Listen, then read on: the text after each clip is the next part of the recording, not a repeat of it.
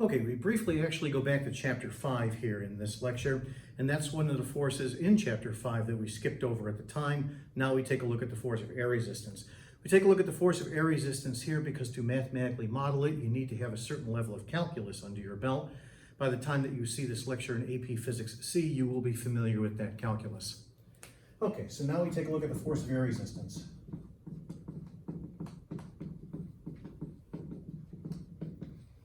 Okay, in doing so, all that we're going to take a look at is what happens if you drop an object from rest in a uniform column of air.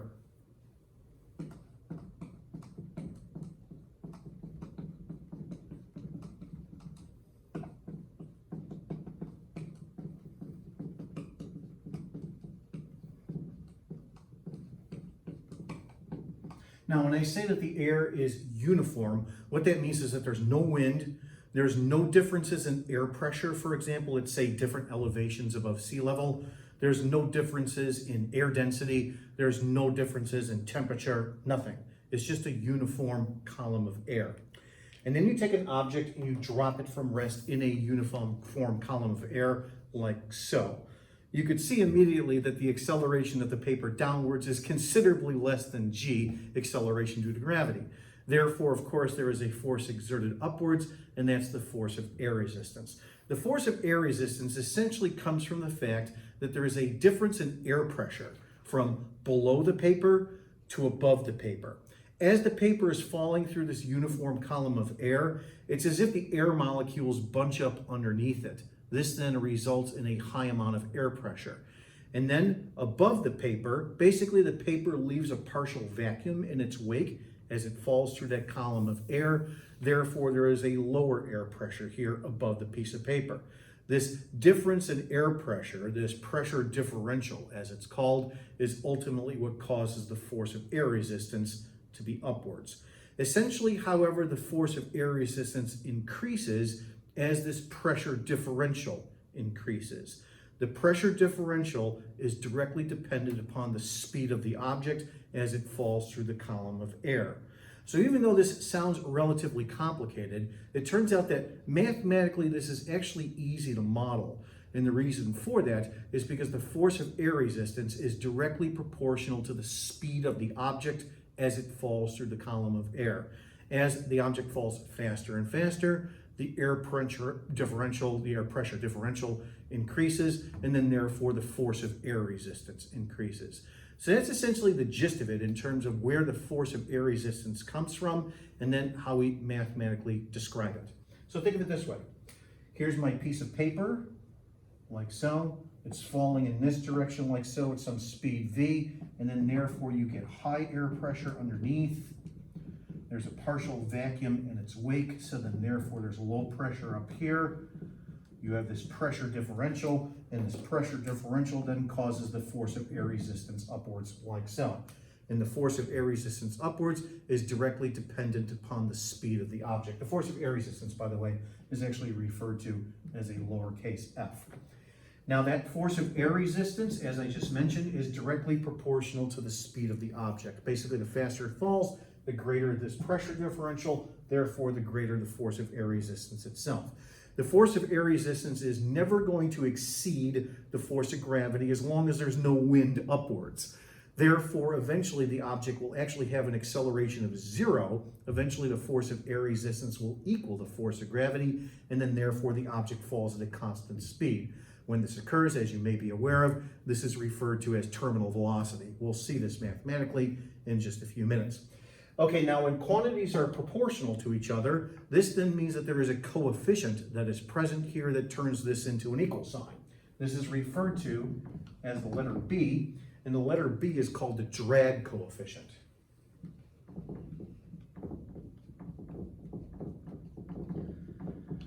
Okay, the value itself of the drag coefficient is a complicated function of a whole host of variables. First of all, it depends upon directly the air through which the object is falling, the air pressure, its temperature, its density, and so on and so forth. It also depends upon the object itself. It depends upon the object's weight, what it's made of, and its density, and it also depends upon its geometrical shape. So for example, consider once again this piece of paper. As you can see, as I let go of it, obviously the force of air resistance is large. It reaches terminal velocity almost immediately. This then means that the drag coefficient is a large value. It's mostly dependent upon the low weight and density of the paper and also its area, its geometrical shape. Okay, now let me go ahead and crumple it up. Okay, it's the same piece of paper as it was before. However, in this case, its area through which it's falling through the air is a lot smaller than it was before. Therefore, in this case, the drag coefficient is a lot smaller. And then when I let go of it, its acceleration downwards is obviously greater than it was before. It's very nearly equal to G. Right here is just an ordinary laboratory weight. This is made out of iron. Okay, iron is a dense, heavy metal. And ultimately, the drag coefficient acting on this laboratory weight as I drop it like so is next to nothing. So then therefore, as it does accelerate downwards, it very nearly does so at acceleration due to gravity, 9.8 meters per second squared. That's why we typically use iron laboratory weights to do our free fall exercises and so on and so forth, okay? Okay, now what we want to do is we want to set up F equals ma for this situation, and then when we do, we're going to see exactly how the acceleration and velocity behaves as a function of time. All right, so let's go through the dynamics here of the situation.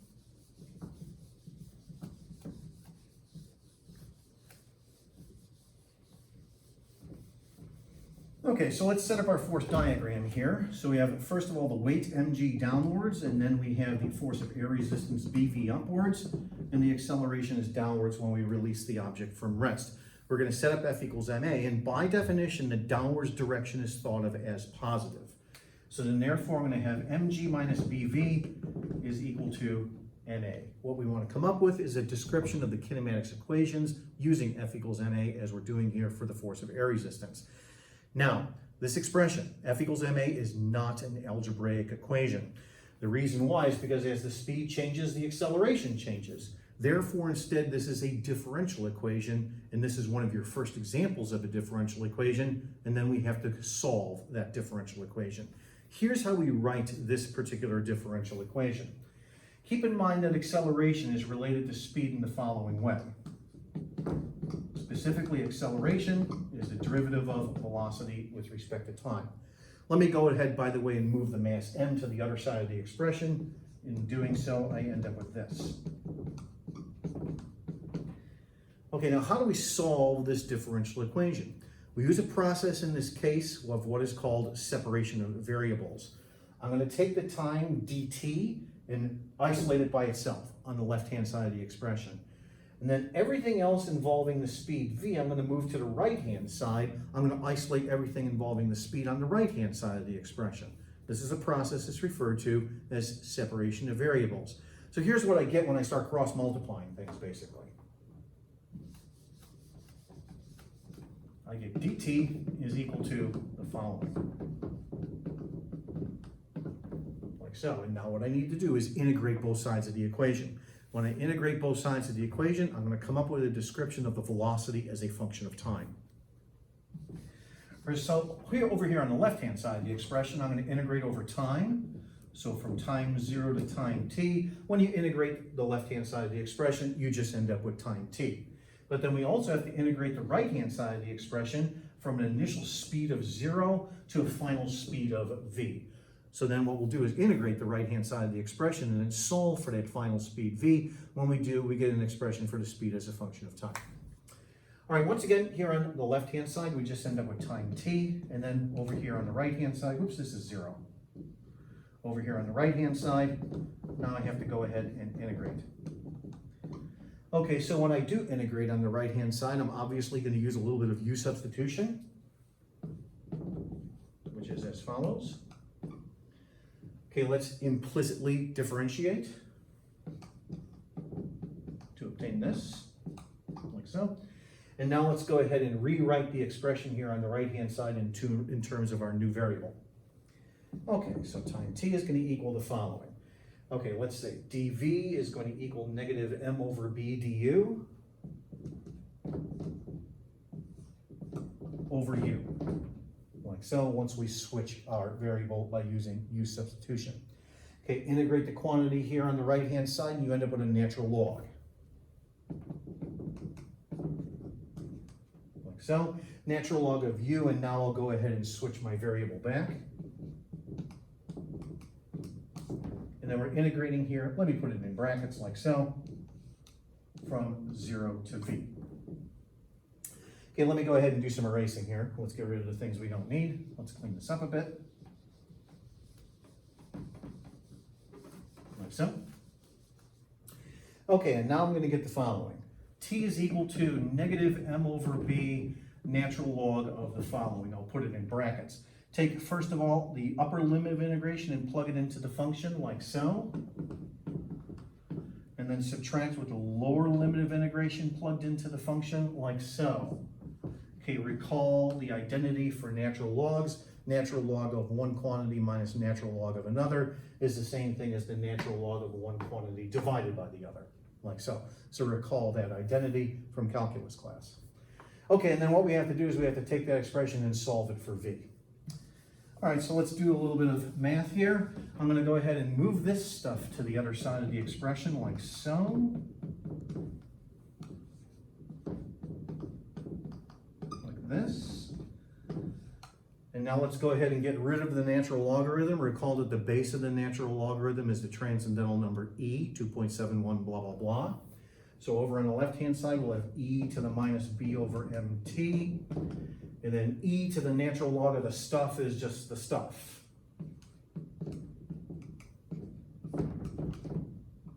Like so. And now we solve for v. Okay, once again, let me do some erasing here.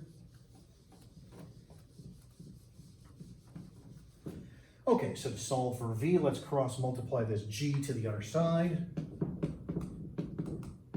Like so.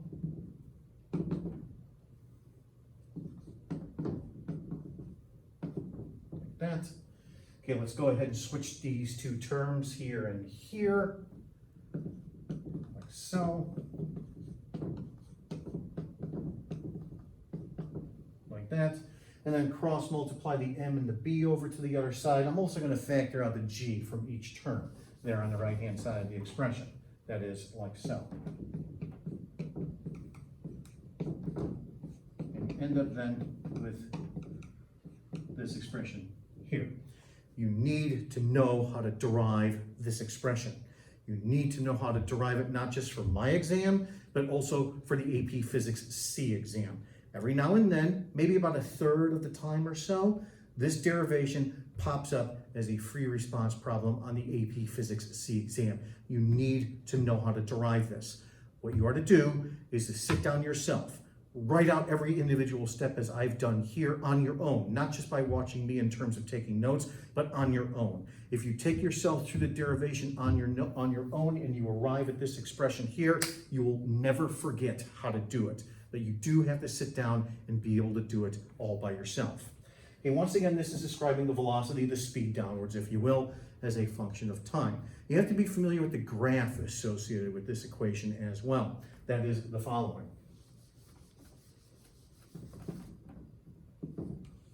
Graph velocity, speed downwards as a function of time.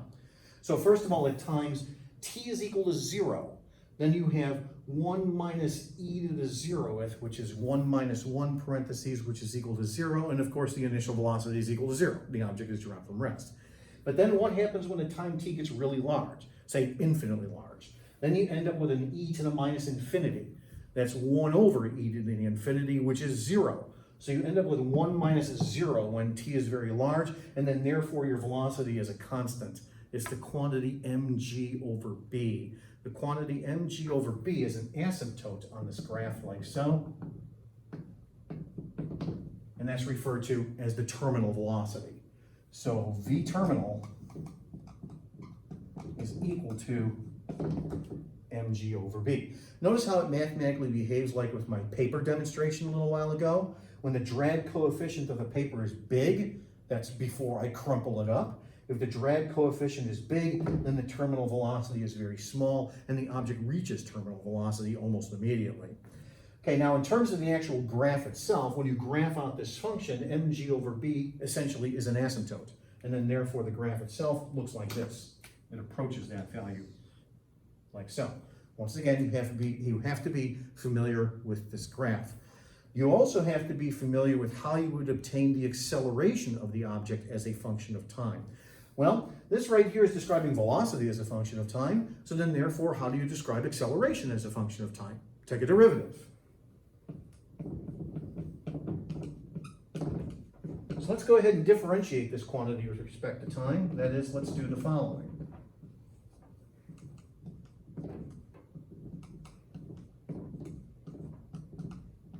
Let me write it like so.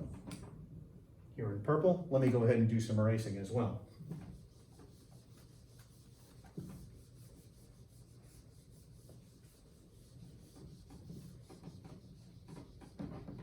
Okay, so now to get the acceleration as a function of time, let's go ahead and differentiate.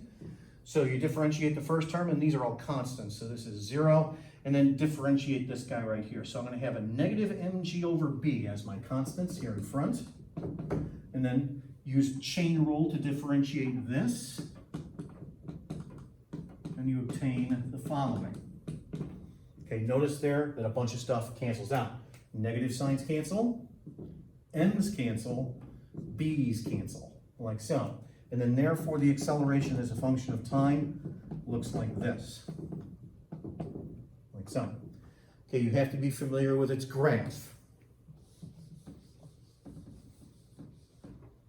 So to graph out acceleration as a function of time, first of all, what happens at times t is equal to 0?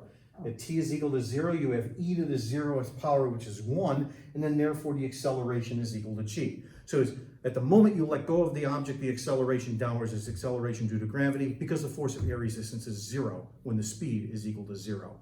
But then what happens as time t gets large? As time t gets large, then the acceleration goes to 0. That is, you approach terminal velocity. So then therefore you end up with a curve, if you will, as this graph. It looks like this, where the initial acceleration at times t is equal to 0 is equal to g. Okay, you also have to be familiar, at least qualitatively, with how you would describe the position of the object as a function of time. In order to actually describe the position as a function of time with an equation, what you would have to do is take the velocity expression that I derived earlier and integrate that. That's a mess, quite frankly. Probably you will not see that as a problem on the actual AP Physics C exam. However, they might ask you to qualitatively describe the graph of the position of the falling object as a function of time. If they do, just keep in mind the following.